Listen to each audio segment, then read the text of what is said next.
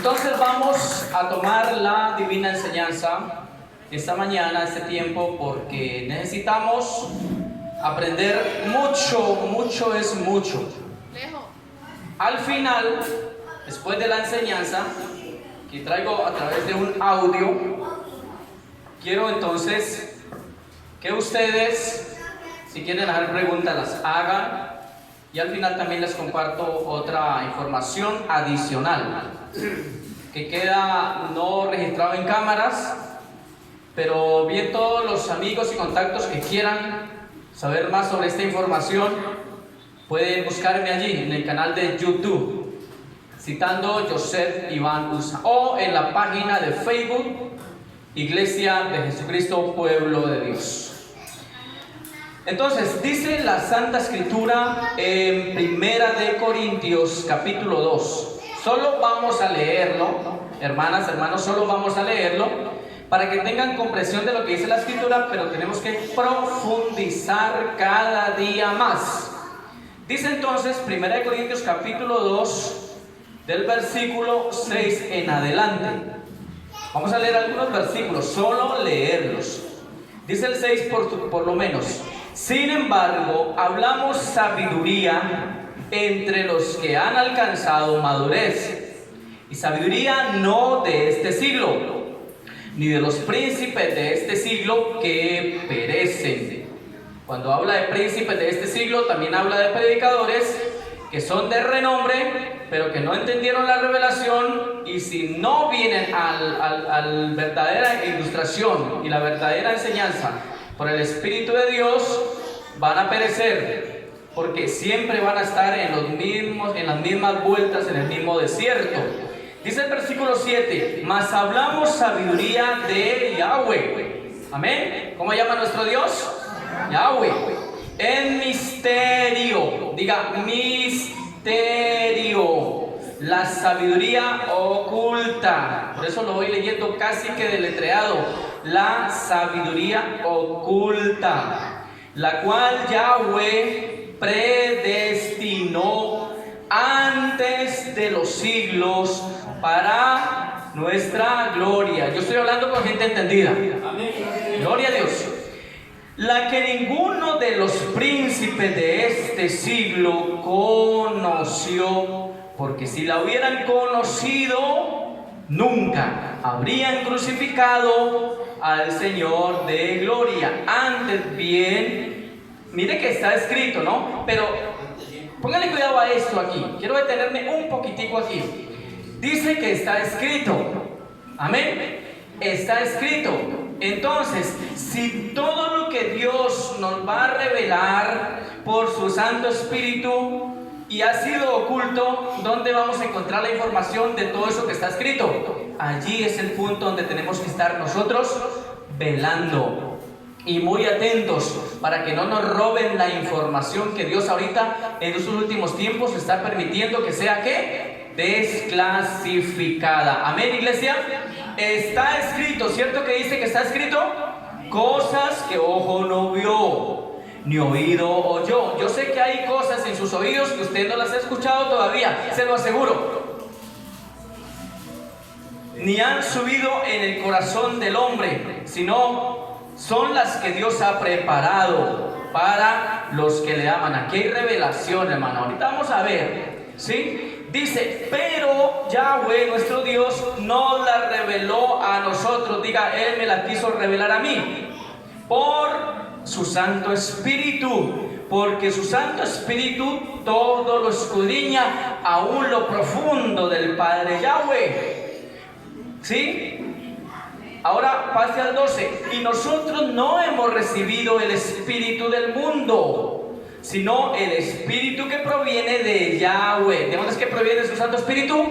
Del Padre Yahweh, para que sepamos lo que Dios nos ha concedido, lo cual también hablamos con palabras enseñadas no hablamos por palabras enseñadas por sabiduría humana, sino con las que enseña el Espíritu, acomodando lo espiritual a lo espiritual. Esa palabra es poderosa, hermano. Estos textos son maravillosos. Pero el hombre natural no percibe las cosas que son del Espíritu de Yahweh, porque para él son locura. Ahorita nos vamos a dar cuenta por qué a Abraham le llamaron loco. Mire, póngale cuidado a esto y usted se va a recordar de estos textos cuando estemos escuchando la narración, porque para él son locura. ¿Qué más? ¿Cuál vamos? 14. Pero el hombre natural no percibe nada porque son del Espíritu de Dios, porque para él son locura y no las puede entender, porque se han de discernir espiritualmente. Estoy hablando con gente espiritual, amén. Y dice, en cambio el espiritual juzga todas las cosas, pero él no es juzgado de nadie, porque ¿quién conoció la mente de Dios? ¿Quién le instruirá? Mas nosotros tenemos la mente de Yahshua. Denle un aplauso a Dios por esta palabra poderosa, poderosa, maravillosa. Bueno, estemos atentos. Quiero decirle lo siguiente. Traía por aquí un apuntecito, solo un apuntecito cortico. Dice lo siguiente. La enseñanza sobre Melquisedec también la voy a traer, ¿de acuerdo? Sino que tengo que organizar todo con detalles, ¿sí? Porque se nos ha dicho que Melquisedec es el mismo Yahshua. No, nos enseñaron mal los teólogos, nos enseñaron mal los eruditos, nos enseñaron mal, ¿de acuerdo? No es el mismo. Yo llegué a pensar en algún momento, incluso llegué a afirmar que Melquisedec era el mismo Yahshua. No, ya estoy convencido que no es así. Pero esa revelación no la encuentro aquí en la Biblia. Pero dice que está escrito, ¿sí o no? Lo acabamos de leer. Si no, que les voy a decir dos cositas importantes. Pónganle cuidado a lo que le voy a decir. Por un lado, Satanás, Hasatán y sus servidores, por un lado, ellos quisieron y de hecho lograron esconder mucha información. Algunos rollos quemaron, otros escondieron, con la ayuda del Vaticano los escondieron, y hay mucha información que falta desclasificar. Pero eso por el lado de Hasatán. Pero por el lado de Yahweh resulta que también él permitió que quedaran algunos escritos ocultos. ¿Quién lo creyera, no? El mismo Padre permitió que quedaran algunos escritos ocultos. ¿Hasta cuándo? Hasta estos tiempos, para darlos a entender a quién, a los que le aman, a los que verdaderamente anhelan esto. Entonces, por una parte, ¿cómo es que es, hermanos? Por una parte, la escondió Hasatán y sus demonios y sus hombres que le sirven, y por otro lado, otras informaciones Dios también permitió que quedaran ocultas hasta estos tiempos. ¿Estamos claros allí? Amén. ¿Por qué? Porque Dios dijo que al final íbamos a entender. Los entendidos entenderían al final. Eso fue la consignación que le dio Yahweh al profeta Daniel. Amén. Entonces, se han encontrado unos rollos preciosos con unas narraciones muy importantes encontrados por beduinos. Hay un beduino especial de la tribu de Tamiré. Y este hombre, que era pastor, ¿sí?, de ovejas en el desierto, en las cuevas de Qumran, ha encontrado unos rollos que cuando yo voy a investigar, porque como yo me meto en esto, hermano, yo me meto en la navegación con el Espíritu de Dios. ¿A cuánto les gusta eso? A mí sí que me gusta navegar con la información de la palabra de Dios. Yo paso horas navegando. ¿Pero con quién? En la poderosa enseñanza. Resulta que indagando, preguntando, buscando, diciéndole: Dios mío, no quiero quedarme con esta duda, porque yo soy preguntón. Amén, yo soy preguntón. Entonces, indagando esto, yo me voy prácticamente a hace 4 milenios atrás. Usted sabe lo que son 4 milenios atrás, ¿cierto? Y esos 4 milenios atrás, cuando veo y me llega la clasificación por Melquisedec, tipología de Yahshua, esa enseñanza la voy a dar. Resulta que cuando llego allá, Melquisedec toma el niño, ¿de quién? De Abraham, el hijo de la promesa. ¿Cómo se llamaba? Isaac. le entrega su perla, y la perla a Sara, que no la quería recibir al principio, y resulta que Melquisedec, rey de Salem, Salem era una ciudad aquí en la tierra, resulta que Melquisedec toma al niño en sus brazos y le dice: en este niño se van a cumplir todas las profecías de las promesas que Dios le dio a su padre Abraham. Y Melquisedec lo bendice y se lo entrega nuevamente a Sara. Y comienza a narrar y dice que a él le fue revelado, porque Melquisedec es pura tipología de Yahshua. No es el mismo, es solamente tipología. Es algo así como cuando David en el Salmo 22 habla cosas que le pasan a él, pero son cosas que le pasan a Yahshua. Usted lo puede leer en el Salmo 22. Léalo ahí, apúntelo y lo lee en su casa. Él habla de cosas que le pasan a él, pero esas cosas son para Yahshua. Lo mismo pasa con Melquisedec. A Melquisedec le pasan unas cosas tan parecidas a las que les pasan a nuestro Salvador. Entonces, cuando Melquisedec informa sobre los rollos, porque a él se le da los secretos de la revelación del cosmos, de todo esto, y resulta que él junta los rollos y los junta con los rollos, con el rollo que se le permitió escribir a Abraham, porque ahorita vamos a escuchar la narración de Abraham, ¿listo? Y cuando él junta los rollos por orden del eterno Yahweh, que le dice a Melquisedec: junta los rollos y haz un solo rollo. Y resulta que Melquisedec dice: Dios el Padre dejó oculto estos rollos por 4 milenios. Los 4 milenios ya se cumplieron, ¿de acuerdo? Los 4 milenios ya se cumplieron. No se lo olvide que desde la creación del primer hombre hasta Abraham, ¿cuántos milenios son? 2. De Abraham hasta la venida de Yahshua, ¿cuántos milenios son? 2. Y de Yahshua, su venida hasta su segunda venida, ¿cuántos milenios son? 2. O sea que ya los 2 primeros milenios pasaron, pero desde Abraham hasta la venida de Yahshua ya Dios permitió que esto fuera desclasificado. Dios cumplió su palabra. 4 milenios y vino a desclasificar los rollos. ¡Qué hermoso es nuestro Dios! Pero eso, la profecía y la revelación es entregada ¿para quién? Para los que le aman, porque son cosas que ojo no vio, ni oído yo, ni han subido ¿a dónde? A corazón de hombre. Eso no lo predican así tan fácil, hermano, porque si a nosotros, óigame bien, le voy a decir algo. Resulta que Dios es tan hermoso que no nos la puso toda tan fácil. ¿Se sabe que Él nos pone cosas difíciles a ratos? Y a ratos y buenas cosas difíciles. Y yo le doy gracias a Dios que no nos dejó pan comido, hermano, porque es mejor que nos enseñen a pescar y no que nos están dando el pescado. Resulta que nuestro Dios dejó oculto ciertas cosas porque Él sabía que al final de los tiempos iban a haber un grupo de personas que les iba a interesar esto. Y entre esos estoy yo, no sé usted. Amén. Entre esos está esta iglesia. Entonces, ya que me dicen amén, Dios dejó cosas ocultas, porque Dios también tiene misterios.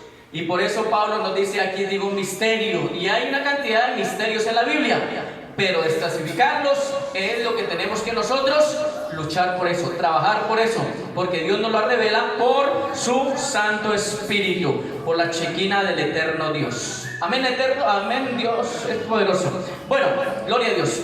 Vamos a escuchar, yo lo voy a ir interrumpiendo poco a poco. Este es un relato del padre Abraham. ¿Listo, hermanos? Un relato. Quiero que estén atentos. Los que quieran aprender, aprendan. Porque esto no es para todo el mundo. Eso es para el que le ponga interés a estas cosas. Yo no he venido aquí a hablarles solamente de falsa profecía y cosas así. Quiero llevarlos a la perfección, porque necesitamos conocer grandes cosas ocultas. Entonces, el domingo pasado que dimos como la introducción de esto, solamente se habló de las vasijas, ¿de acuerdo? La vasija, y leí los textos que están en Lucas 11, Romanos 9 y 1 de Pedro 3. Bueno, ustedes ya tienen esas citas. Ahora, Empieza la narración de la siguiente manera. Abraham estaba descansando bajo la sombra en Sinar, en Mamre, junto a su tienda. De repente, vaya a Génesis. Ahora sí, acompáñenme a Génesis para que arranquemos. Génesis capítulo 14, versículo número 13. Génesis 14, 13. Dice lo siguiente.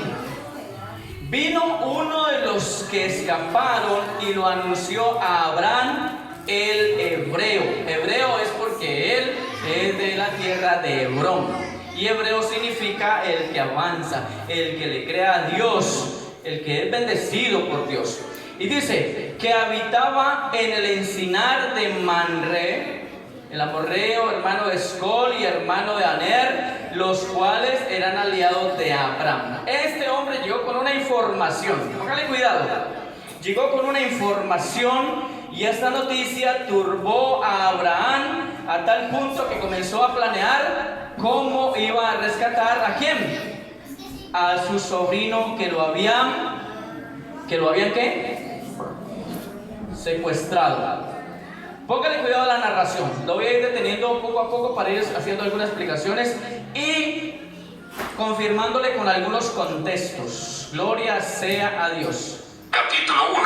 Abraham es informado de la batalla en la cual Lot y muchos son llevados cautivos. Abraham recibe mandamientos del Eterno a fin de efectuar la gran libertación, esto es, convocar y preparar a sus pastores y preparar un vaso con características especiales.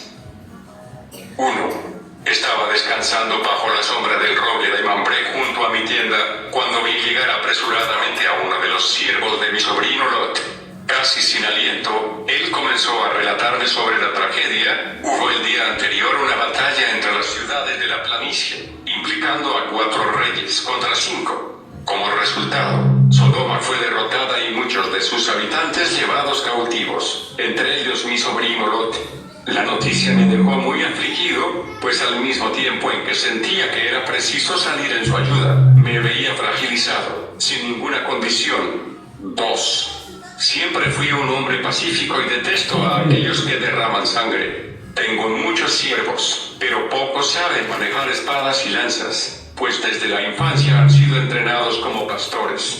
En lugar de espadas y lanzas, ellos manejan bordones con los cuales conducen los rebaños. En lugar de escudos, ellos cargan vasos en sus cinturas, siempre llenos de agua fresca, para matar su sed y refrescar a las ovejas afligidas. En lugar de vino para embriagarse, cargan sujeto a sus cintos pequeñas botijas con aceite de olivo, con los cuales ungen las heridas del rebaño. En lugar de trompetas resonantes, ellos soplan en cuernos pequeños, con los cuales convocan al rebaño hacia el corral. Bueno, un momentico, que me está molestando el sonido aquí. Hola, sí, hola. Gloria a Dios, gloria a Dios, gloria a Dios. Hola, sí, hola, sí. ¿Ahí se escucha bien el micrófono? ¿Sí? Hola, sí. 3. Imaginando cómo sería un combate entre mis siervos y los ejércitos de aquellos 5 reyes victoriosos, comencé a reír. Mientras reflexionaba, la voz de aquel que siempre me guía resonó en mis oídos, diciendo: 4. Abraham, Abraham, no menosprecies los instrumentos de los pastores, pues santificados por el fuego del sacrificio, habrán de conquistar la gran liberación. 5.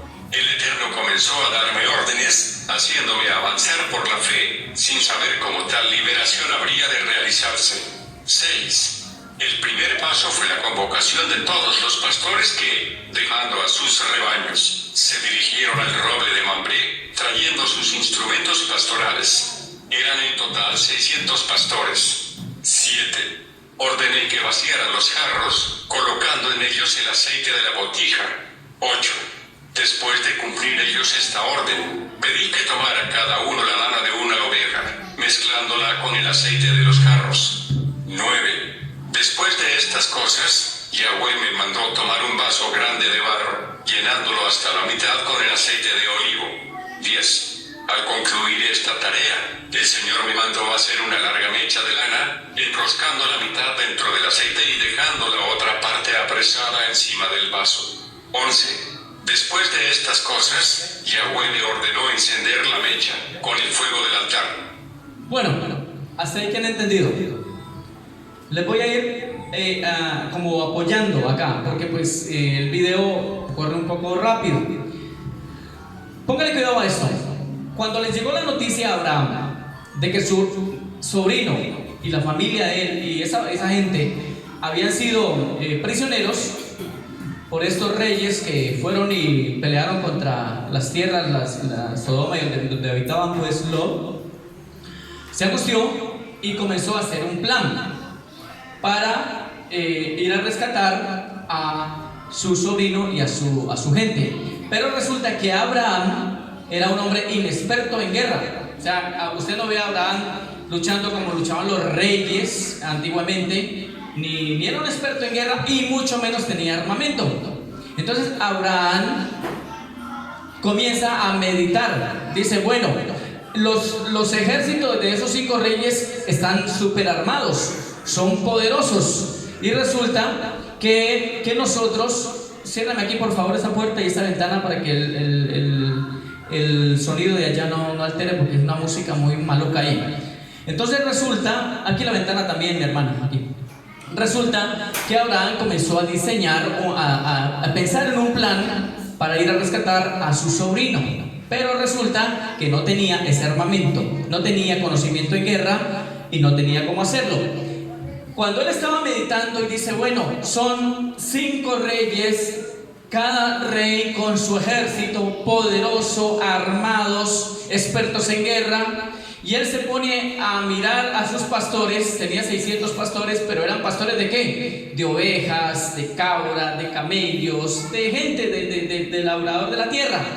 Y resulta que él se pone a meditar. Yo enfrento a mis 600 hombres, por decir algo que fueran los 600 hombres, solamente con cuernos, con lámparas, con aceite, y voy y los enfrento a 5 reyes, todos armados. Dice que él más bien le dio fue risa. Él mismo se reía de la confrontación que él quería llevar a sus hombres. Los van a volver en nada. Y resulta que él comienza a meditar y se ríe cuando de pronto le llega una voz. ¿La voz de quién? De Yahweh. Y le dice, Padre, ve Abraham, no menosprecies los instrumentos de tus pastores, porque ellos van a ser ungidos con la llama que se va a desprender del altar. No sé si hasta ahí lo escuchamos. Seguimos escuchando aquí esta narración. Al aproximarme al fuego sagrado que todavía ardía sobre el sacrificio de la mañana, una pequeña flama saltó hacia la mecha y... Escuche, una flama salta, una flama del altar donde ministraba Abraham, el altar grande, donde está la presencia de... Porque en el altar grande está la presencia de Yahweh, ¿de acuerdo? Y una llama salta al jarro que él tenía, salta. Ahora van a darse cuenta cuál es la tipología de todo eso. Y poco a poco se fue alimentando del aceite hasta convertirse en una llamarada que podía ser vista de lejos. Capítulo 2. Abraham lleva el vaso sobre sus hombros. Sufrimientos y pruebas en su jornada. Escuchen a esto porque comienza el sufrimiento de Abraham. Muchos no soportan la vergüenza y abandonan a Abraham. Incredulidad de Sara. 1.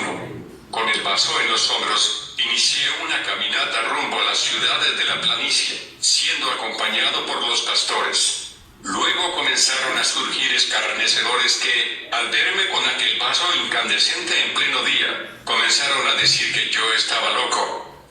¿Qué dijimos ahorita? Que la palabra dice que es locura, la revelación es locura, pero para los que se pierden. ¿Pero Abraham estaba loco? Aparentemente sí. Y él ahorita lo reconoce. Dice, pues obviamente hasta yo le doy la razón a mis pastores y a mi gente, porque ellos dicen que yo solo con esta llama voy a enfrentar a 5 reyes armados, y prácticamente le tocó irse solo porque ellos tampoco creyeron. Entonces cuando lo ven caminando solo, dice que ellos lo tildaron de loco. Pues obviamente él dice, yo hasta la razón les doy. Pero es que aquí es donde viene el punto donde nosotros tenemos que decir, bueno, ¿en quién hemos creído? Al esparcirse esta noticia, muchos vinieron a mi encuentro, trayendo consejos para que yo abandonara aquel paso que sería capaz de destruir toda mi reputación y dignidad delante de todos ellos. 2. Cuando yo les hablé sobre los ejércitos y sobre mi misión conjunta con los pastores, ellos concluyeron que de hecho yo estaba loco. Intentaron tirarme el vaso por la fuerza, mas aferrándome a él, impedí que lo tiraran de mí.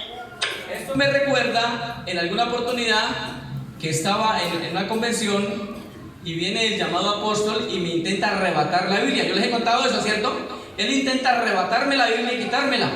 Y yo me aferré a la Biblia. Y le dije, ¿por qué me tiene que arrebatar la Biblia? Algo similar le pasó a Abraham, cuando los pastores intentaron quitarle la llama que llevaba en sus hombros. Mire que algo similar, cosas similares le pasan a uno en la historia de Abraham. Avergonzados ante todo esto, muchos pastores comenzaron a separarse.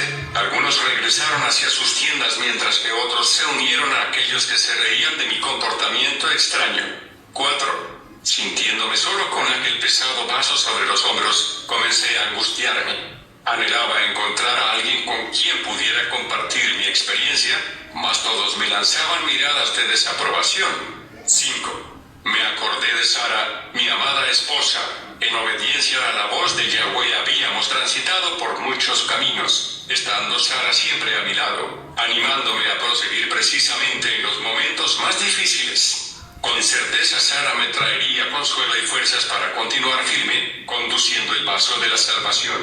6. Abraham pensaba que la esposa le iba a ayudar y iba a estar con él en su idea. Vamos a ver qué pasa en adelante. Quiero darles un texto.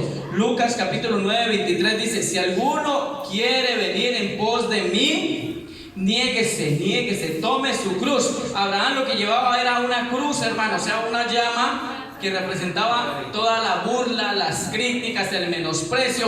Abraham llevaba eso, ¿sí? Y nosotros hoy tenemos que entender que Lucas 9:23 nos dice: el que quiera venir en pos de mí, tome su cruz, niéguese y sígame cada día. Amén.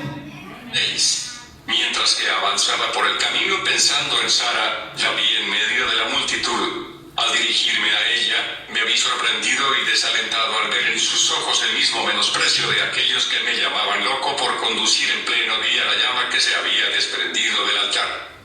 O sea, en otras palabras, Abraham humanamente estaba como solo, pero tenía la presencia del eterno Dios. 7. Acordándome de la orden de Yahweh de que tendría que liberar a mi sobrino Lot, fui andando solo por el camino. Al colocarme en el lugar de aquellos que me llamaban loco, yo les daba la razón, pues en condiciones normales, ninguna persona coherente saldría de casa sin un rumbo definido, llevando en la espalda en pleno día un vaso con una llamarada, afirmando estar marchando contra los ejércitos de 5 reyes, para liberar un pariente. Realmente da a entender que se trata de la manifestación de una gran locura. Precisamente así, bajo el rencor de todas las humillaciones y palabras que hablaban contra mí, yo avanzaba rumbo al valle desconocido. 8. Toda aquella burla fue finalmente disminuyendo, a medida en que me distanciaba del roble de Mambré. 9. Comenzaron a sobrevenir a mi corazón muchas dudas en cuanto a mi futuro. Estaba a veces afligido con el pensamiento de todo lo que había experimentado, desde la convocación de los pastores hasta ese momento. Podría ser, de hecho, demostraciones de una locura. 10. Lleno de dudas, comencé a pensar en la posibilidad de abandonar el vaso al lado del camino. Hasta Abraham pensó en abandonar la labor que ya le habían recomendado. Vamos a ver si lo hizo o no lo hizo. Regresándome junto al altar.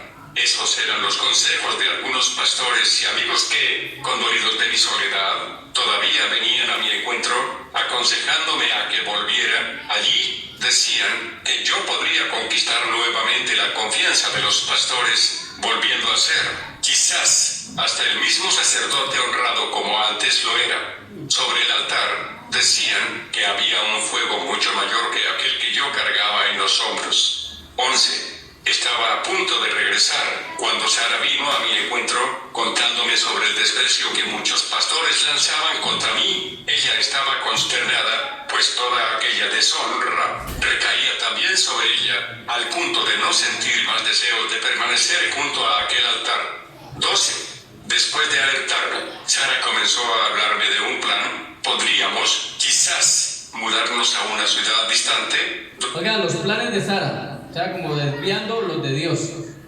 donde olvidaríamos todas aquellas vejaciones. 13. Olvidándome de la voz que me había mandado seguir rumbo a la planicie, contesté a mi esposa que yo estaría dispuesto a acompañarla a cualquier lugar, si ella permitía que yo llevara del vaso. Él sería nuestro altar, calentando e iluminando nuestras noches con su llama. 14. Al oír sobre el vaso, Sara volvió a enojarse, afirmando no entender mi terquedad al continuar llevando sobre los hombros aquel símbolo de vergüenza y desprecio. Oigan, mujeres, a entender, pues, que hay veces que ni las mujeres quieren entender esto. Después de decirme tales palabras, me volvió la espalda regresando hacia la tienda. ¿Listo? Sigamos.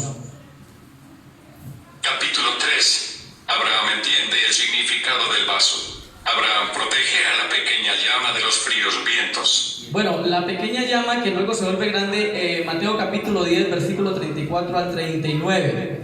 Les doy una cita. Aquella llama o luz que alumbra a toda la humanidad. ¿Sí? Es la visión que Abraham tiene ahí. La narración que Abraham nos da. Mateo capítulo 10, del 34 al 39. Les doy la cita. Entonces sigue la narración. Sigamos. Muchas ovejas siguen a Abraham. Abraham, andando solo, sigue el rastro. Los ejércitos se burlan de Abraham y amenazan con el exterminio de los cautivos. Bueno, entonces, ¿qué pasamos? Los pastores de Abraham no quisieron, o sea, se burlaron, lo menospreciaron, intentaron quitarle la llama, se abrieron del parche, como decimos, ¿no? La esposa tampoco quiso seguir con él. Entonces Abraham siguió solo. Pero iba en el camino con esa visión de que él iba a rescatar a su sobrino y a sus familiares, y él iba con esa misión que Dios le había dado. Y dice que yendo en el camino se le agregaron, ¿quiénes se le agregaron en el camino? Vamos a ver. Unas ovejas. 1. Angustiado por no poder realizar el sueño de Sara, proseguir rumbo al futuro incierto, siendo orientado únicamente por la llama, cuyo brillo aumentaba a medida en que las tinieblas se hacían más densas. Comencé entonces a meditar sobre aquella llama que me acompañaba con su brillo y calor. 2. Yo estaba acostumbrado a ver el fuego sagrado entronizado sobre un gran altar de piedras, en medio de las alabanzas de muchos pastores, de entre los cuales yo me destacaba como maestro y sacerdote. Eso es lo que quieren muchos. ¿Señor? Sí, eso es lo que quieren muchos pastores. Solamente están entronados en el altar.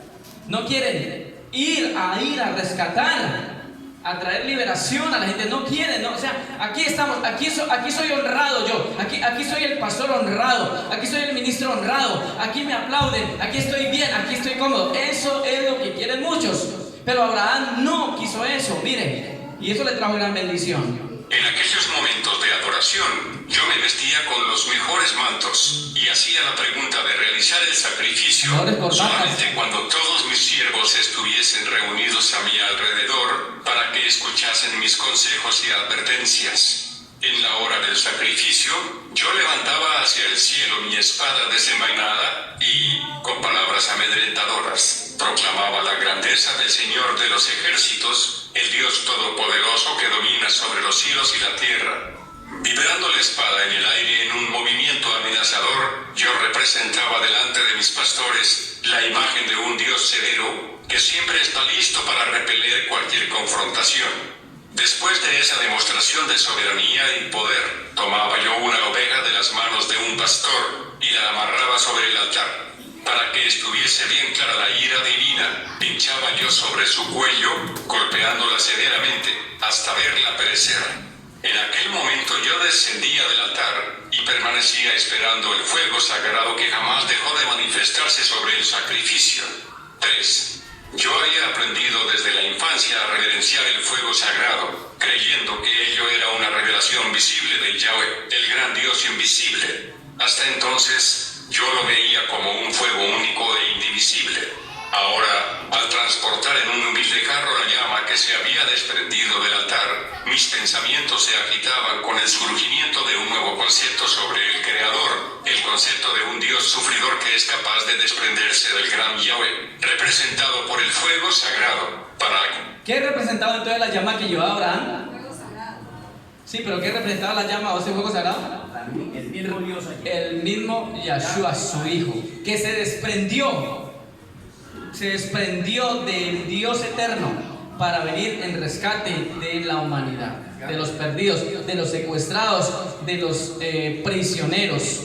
Esa es la llama que llevaba ¿a quién? A Abraham en sus hombros. Con razón el diablo quería arrebatársela, hermano. Pero vamos a ver. Acompañar al pecador en su jornada.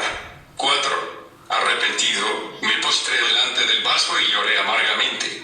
Tenía ahora conciencia de que todo el celo demostrado junto al altar tenía como finalidad la exaltación de mi orgullo y no la del amor de aquel que me acompañaba por el camino.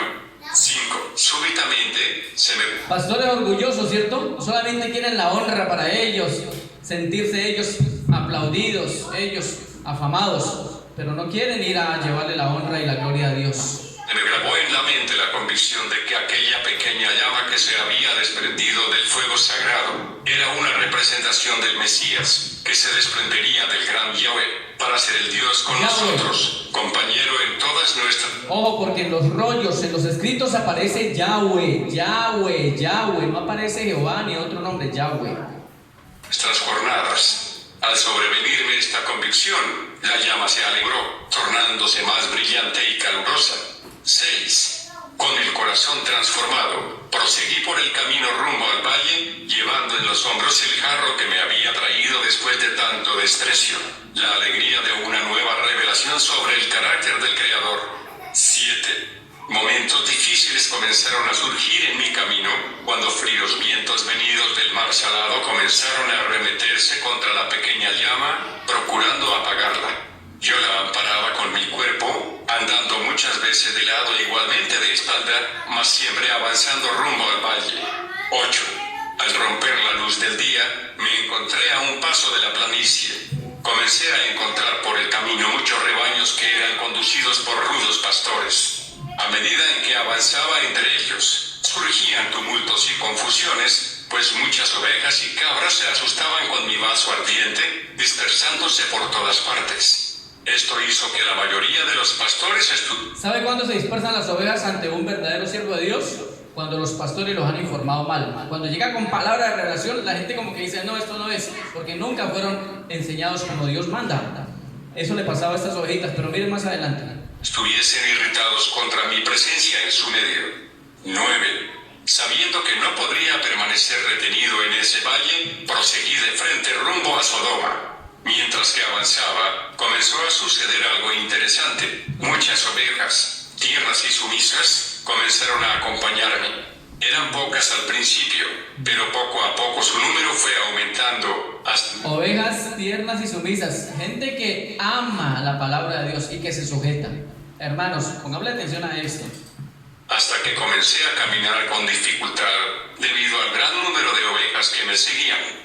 A lo lejos yo podía ver a los pastores, enfurecidos por la pérdida de sus ovejas más bonitas. Claro, muchos se van a enojar, ¿por qué? Porque le está yendo la lana, ¿sí o no? Ellos solamente la quieren es para desecharlas, pero han sido el diablo. 10. Al llegar a la ciudad de Sodoma, la encontré vacía y devastada.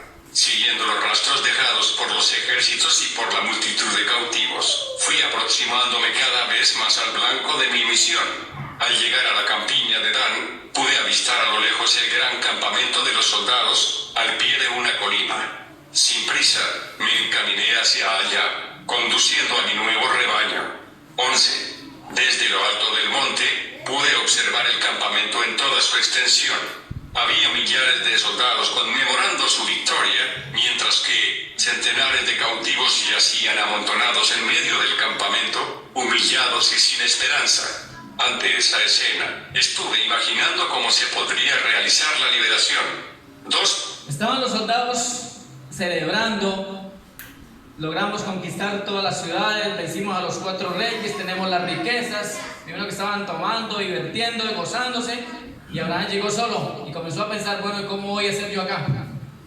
Vamos a ver cómo le envía ayuda a Dios, porque él no desistió de su plan. 12. Mi presencia despertó la curiosidad de algunos soldados que, al verme con el vaso fumigante, Es agresivo, se mira lo que le aproximaron dice. y comenzaron a burlarse. Cuando me preguntaron el motivo de mi presencia en aquel lugar, les dije que venía a liberar a mi sobrino Lot. Mis palabras se tornaron el motivo de muchas bromas en todo el campamento. Después de esto, comenzaron a mofarse de Lot. 13. En poco tiempo, toda aquella burla se transformó en gritos de venganza, y proclamaron que, a la mañana siguiente, todos los cautivos serían exterminados, comenzando por mi sobrino. Tremendo, ¿no? Se les mete solo allá. Bueno, él no va solo, va con Dios, pero humanamente se les mete solo. Le dicen todos los soldados y todos los hombres de guerra: ¿usted qué hace acá? Y él así, con toda su seguridad: vengo a rescatar a mi sobrino Lot y a su gente. Claro, es normal que todo el mundo suelte la carcajada de la burla, ¿cierto? ¿Qué tal este loco? Este sí está loco. Y luego, después de esa burla, ya comienzan a amenazas. Ah, te metiste, viniste acá con tu osadía. Pues mañana, a la primera hora, al primero que vamos a matar es a tu sobrino. Vamos a ver. Tremendo. Capítulo 4. Abraham se reconforta con la llegada de sus pastores y aliados. Pónganle cuidado lo que pasa con estos pastores. Eran 600, fueron nomás 300. Vamos a ver qué le pasa a ellos, por qué también fueron allá. Pastores aprendieron a amar la luz del vaso, lealtad de los aliados de Abraham. Orientado por la voz divina, Abraham da instrucciones estratégicas. Les voy a decir algo. Más o menos esta iglesia fue rebajada como a la mitad de los que habían y hasta menos. Entonces, los que se alejaron, allá ellos. Pero los que se quedaron, volvieron acá. ¿De acuerdo? Después del plan de la pandemia mundial, los 3 o 4 que venían siguieron firmes, pero después se fueron agregando otra vez. Algo así le pasó a estos 300 pastores. Vamos a ver, porque ellos comenzaron a decir: bueno, pero si Abraham siguió y se mantuvo firme, ¿cómo lo vamos a dejar solo? Y resulta que esos 300 pastores también fueron tocados por la voz de Dios y comenzaron a ir a apoyar a Abraham. Pero solamente fueron ¿cuántos? 300, no eran los 600. La lamparilla de Lot. Confusión y matanza entre los ejércitos enemigos. 1. Mientras intentaba imaginar lo que Yahweh podría hacer para alcanzar tan milagrosa liberación, vi surgir a lo lejos un grupo de pastores que se encaminaban en dirección mía, viniendo de Sodoma. Pensé al principio que eran los pastores enemigos que venían a arrancarme el rebaño conquistado con amor. Tal desconfianza pronto desapareció, dando lugar a un sentimiento de mucha alegría cuando descubrí que eran mis fieles pastores. Ellos se fueron aproximando en pequeños grupos de 12, hasta alcanzar el total de 300 pastores. Al mirar hacia ellos, pude notar en sus semblantes las señales de una gran lucha espiritual que tuvieron que enfrentar para estar de mi lado. Ojo, hoy vinieron esos 300 pastores, amén. Denle el aplauso al Señor, déselo fuerte al Dios eterno, porque hoy vinieron. Hoy vinieron. Y resulta que les ha tocado aquí a ustedes, a muchos de ustedes, pasar grandes luchas ahí en sus familias para poder venir acá. Sí, y me consta. Oposición de la misma familia, lo mismo que a sus pastores, hermano. Me contaron acerca de la experiencia de muchos compañeros que, desanimados, habían lanzado el aceite y la lana fuera de sus vasos, regresándose hacia sus tiendas. Me hablaron de cómo, en aquella noche anterior, habían aprendido a amar la luz de mi vaso, que para ellos se convirtió como en una estrella guía. 2. Me alegraba con la presencia de mis humildes pastores cuando llegaron en dirección nuestra Aned, Escol y Manre, acompañados por 15 hombres armados. Eran fieles amigos que, conociendo los peligros que enfrentaríamos en aquel valle, vinieron en nuestra ayuda. Para que no aplazáramos el plan divino, les pedí que permanecieran escondidos hasta el amanecer, cuando recibirían orientaciones sobre cómo participar en la misión. 3. Comencé a orientar a los pastores, siguiendo las instrucciones de la voz divina que me sonaba desde dentro de la llama.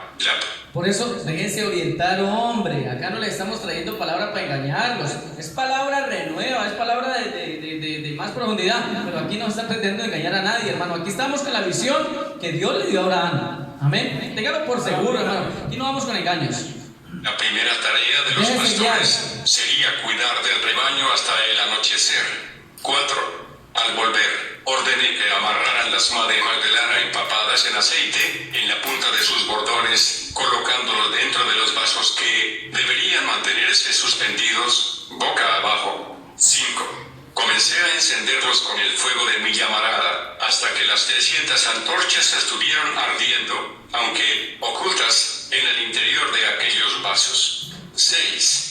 Ordené a 40 de mis valerosos pastores que, en el momento indicado por una señal que sería dada, deberían avanzar silenciosos hacia el centro del campamento, circundando a todos los cautivos que yacían amontonados en medio del campamento de las tropas.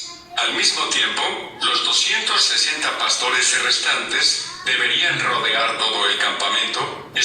¿Cuántos pastores eran por todos? 300, pero Eran 300.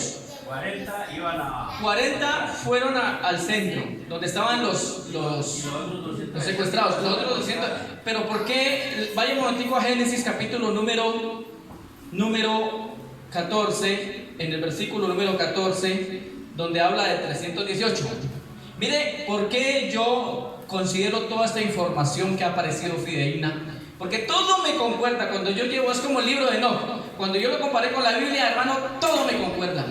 Ahora, este libro me concuerda. Aquí habla de 300, pero vamos a ver que luego habla de los otros 18. Mire, ¿qué dice allí en el 14? Oyó Abraham que su pariente estaba prisionero y armó a sus criados los nacidos en casa. ¿Cuántos dice ahí?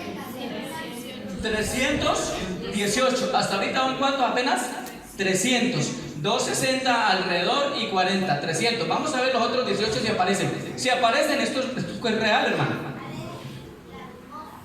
Esperando la señal de romper los vasos con los cuernos. 7. Orientado por la voz de la llama, les indiqué las señales. Cuando la última antorcha se apagase en el campamento, deberían estar atentos, pues una pequeña lamparilla sería encendida por uno de los cautivos. Tan pronto como la lamparilla comenzase a arder, deberían correr cada uno hacia su puesto, evitando cualquier ruido, para no ser descubiertos. 8. La señal para ellos de quebrar los vasos con los cuernos, levantando muy en alto la antorcha, sería el apagar de la lamparilla. 9. Después de esas orientaciones, los 260 pastores, ocultos por las sombras de la noche, se esparcieron por el valle y estaban esperando el momento de colocarse alrededor del campamento. Mientras tanto, los 40 se colocaron próximos a un pasaje más vulnerable, a través del cual habrían de alcanzar a los cautivos. 10. Era ya alta noche cuando la antorcha del último soldado se apagó, sobreviniendo una completa oscuridad y silencio sobre el campamento de las tropas. 11. Entre los cautivos, había un hombre en aquella noche que vivía la mayor angustia de su vida. Era mi sobrino que, después de convertirse en el blanco de tantos abusos y humillaciones, había tomado conocimiento del castigo que les esperaba al amanecer. 12. En aquella noche, Lot tenía sus pensamientos vueltos hacia su tío. Se acordaba con arrepentimiento del momento en que me había dejado junto al roble de Mambré, mudándose hacia las campiñas de Sodoma. En su desesperación, sintió deseo de volver a ver mi faz y de pedirme perdón por haberse apartado de mí. Justamente en aquel momento, Lot fue atraído por el brillo de una antorcha que ardía sobre la colina. Al mirar el brillo, imaginó estar teniendo una visión, pues ello mismo le revelaba la faz de su querido tío. 13. Queriendo mostrarme su rostro, Lot palpó en medio de las tinieblas hasta encontrar una pequeña lamparilla que había traído en su alforja. Frustrado, percibió que no había en ella nada de aceite. Concluyó que aquella lámpara apagada y seca era cuando la lámpara estaba vacía, sin aceite, así se sintió él. Un símbolo de su vida vacía y sin fe. 14. Sin desviar los ojos de mi rostro iluminado por la llama del vaso, en un desesperado gesto de fe, Lot palpó la mecha de su lamparilla, descubriendo que había en ella un residuo de aceite. Curvándose, comenzó a herir las piedras del fuego, hasta que una chispa saltó hacia la mecha. Sin saberlo, Lot estaba comandando con sus gestos los pasos para una gran liberación. 15. Los 300 pastores, al ver el tenue brillo de la lamparilla, se encaminaron rápidamente hacia sus puestos y permanecieron aguardando el apagar de la pequeña llama. 16. Desde el momento en que Lot se levantó con su diminuta llama, yo estaba mirando hacia sus ojos que miraban los míos. Vi que su faz traía señales de inenarrable angustia y malos tratos. Asimismo, pude leer en sus ojos azules que la esperanza y la fe todavía no le habían abandonado. 17. El pequeño fuego de la lamparilla de Lot, con todo, no resistiría por mucho tiempo. Era necesario que se apagase para señalizar la gran victoria. 18. Cuando la oscuridad volvió a cubrir la faz de Lot, mis 300 pastores arremetieron sus cuernos contra los vasos. Escuche ahí, entonces resulta que allí ya se apagó la lamparilla que había encendido Lot. Lot estaba totalmente angustiado porque la sentencia era que apenas amaneciera, era el primero que iban a matar, pero no perdió la esperanza. Resulta que cuando se le apagó la llama, era la señal para que los otros pastores que estaban tanto alrededor como los que estaban dentro abrieran el vaso que estaba tapado y comenzaran las llamas a salir. Ahí miramos qué va a acontecer a continuación. Esos que mantenían ocultas las antorchas Ahí van ardiendo. 300. Un gran ruido, como de caballería en combate, resonó por todas partes. Mientras ¿Qué fue lo que sonó ahí? Abrieron las llamas y comenzaron a ¿qué? A tocar los cuernos. Algo similar a lo que pasó con Gedeón. Le voy a dar la cita para que usted lo pueda leer en su casa. En el Jueces capítulo 7, del 1 al 25, es una guerra similar con 300 hombres, donde Dios le entrega la victoria a Gedeón sobre todos los madianitas y todos esos pueblos enemigos, también con 300 hombres. Dios no necesita muchos hombres para vencer, es más, Él necesita uno solo. Pero si quieren ir más, vamos, amén. Vamos, que entre más, mucho mejor. Ahí le doy la cita. ¿El libro de qué? Jueces, capítulo 7, del 1 al 25, encuentra esa narración. Continuamos acá. Tras que las antorchas eran suspendidas, los 300 cuernos utilizados hasta entonces para conducir el rebaño sonaban ahora como trompetas de conquistadores. 19. Todo el campamento se despertó de un solo brinco y, sin saber cómo escapar de tan terrible embestida que partía de ¿Qué pasó afuera y allí? de ¿Qué adentro, pasó allí? los soldados comenzaron a luchar entre sí mismos, Confusión. mientras que mis pastores permanecían en sus puestos, haciendo sonar los cuernos.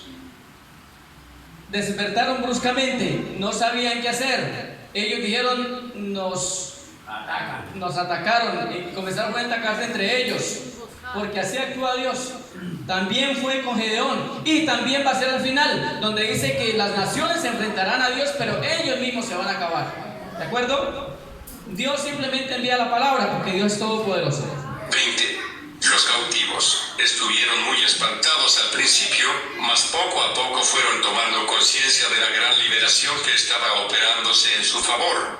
21. Cuando amaneció, se reveló ante nuestros ojos un escenario de completa destrucción. Todo el pueblo estaba cubierto por millares de cuerpos rasgados por sus...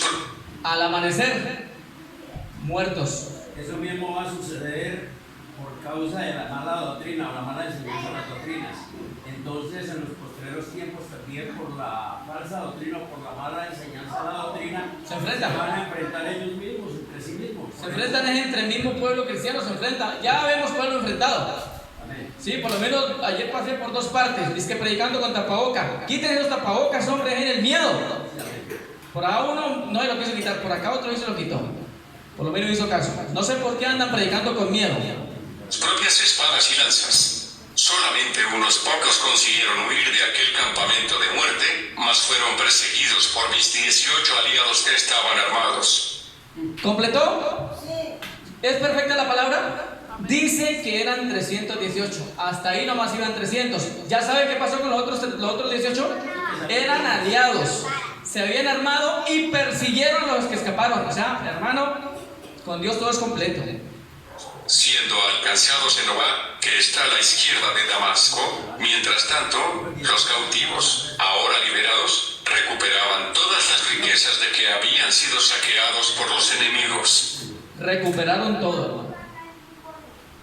Una gran victoria. Vamos a mirar a continuación. Capítulo 5. La gran liberación representa la liberación de Israel en los últimos días.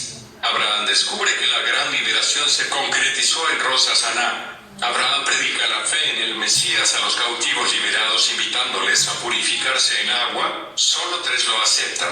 Abraham rechaza la oferta del rey de Sodoma. Abraham y los fieles deciden conmemorar la fiesta de Sucot en Salem.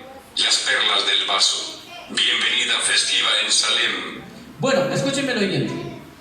Dice que él se dio cuenta que era la fiesta de Rosh Hashanah. ¿Qué significa esa fiesta? Es la fiesta de las trompetas.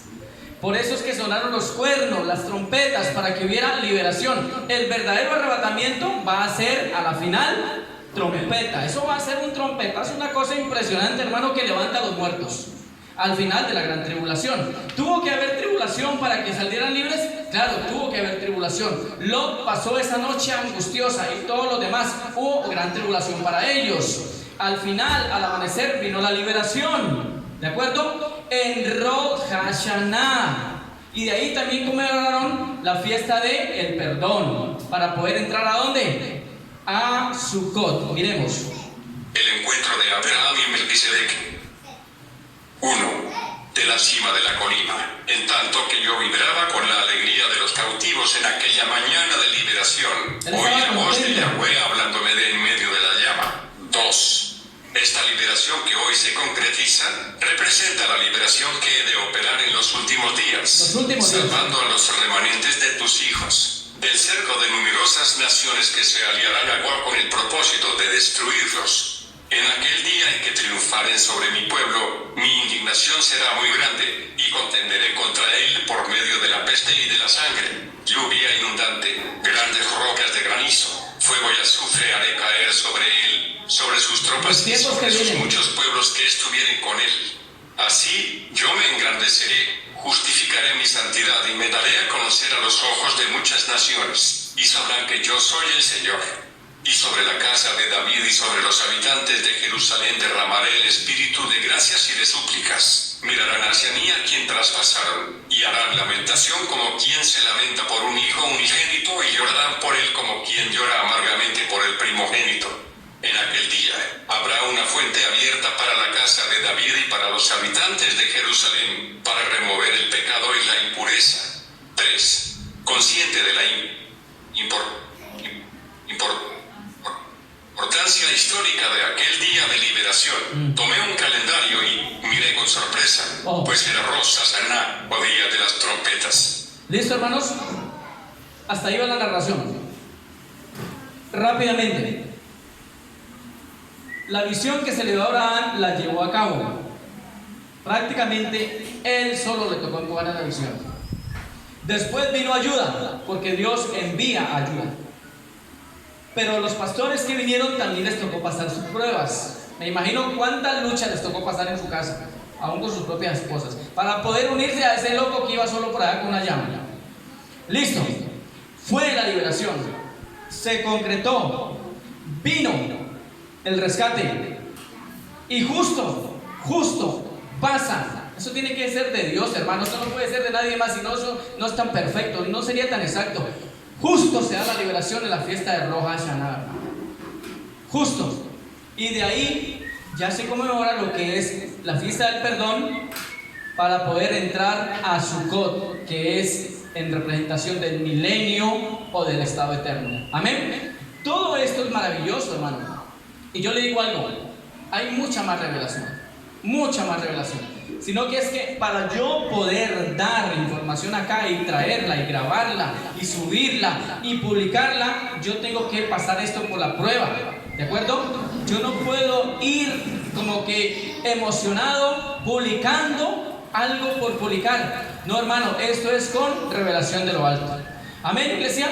Entonces, volvemos acá a la palabra donde dice Daniel, en el capítulo número 12, Daniel, y lo dice claramente, donde dice el versículo número 10: muchos serán limpios y emblanquecidos y purificados, los impíos procederán impíamente, y ninguno de los impíos entenderá, pero los entendidos comprenderán, porque ni aún Daniel lo entendió. Cuando pasamos al versículo número 9 dice: respondió: anda, Daniel, pues estas cosas están cerradas y selladas hasta el cumplimiento del fin. Y cuando vamos a Apocalipsis capítulo 22, versículo, leámoslo desde el 10, y me dijo: no selle las palabras de la profecía de este libro, porque el tiempo está cerca.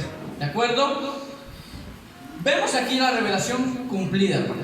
O sea, en Daniel era como, viene para el tiempo del fin. Pero ahora con la revelación que se le da a Juan, es el cumplimiento de la revelación profética. Así que, mis amadas hermanas y hermanos, esto es para tenerlo muy en cuenta. Porque si bien es cierto, esta palabra no está escrita aquí en esta Biblia que nosotros manejamos, que nosotros tenemos, la versión Valera, aunque no están esos escritos allí, número uno, es porque Dios le dijo a Melquisedec, y Melquisedec lo reveló, y le dijo, y nos dejó la consigna de que estas visiones iban a ser reveladas 4 milenios después. A nosotros nos tocaron esas revelaciones, hermano, ¿de acuerdo? A nosotros, y digo porque somos pueblo de Yahweh. No sé por qué Dios lo ha querido así, pero pienso que si usted no avanza en la palabra profética más segura, usted no va a entender lo que viene después, porque lo que viene después es maravilloso. Y de ahí yo quiero explicarle más adelantico acerca de la cuestión del libre albedrío. ¿Por qué Dios ahora no nos permite el libre albedrío? Aunque al principio lo permitió, cuando tuvo la creación del querubín protector, cuando fue la creación de los ángeles, Dios permitió el libre albedrío, mas ahora no nos lo permite. Vamos a mirar más adelante por qué esas situaciones, y vamos a ver cómo fue que Luzbel, en ese tiempo, querubín protector, ángel bello, portador de luz, cómo es que logra hacer que una tercera parte de las estrellas de los ángeles le sigan. Eso lo vamos a estar analizando. Si estos escritos estuvieran revelados, hubieran estado en la Biblia, que nosotros manejamos, más otros que escondieron, le aseguro que el pueblo que se dice cristiano tendría una comprensión mucho más amplia de lo que es la verdad.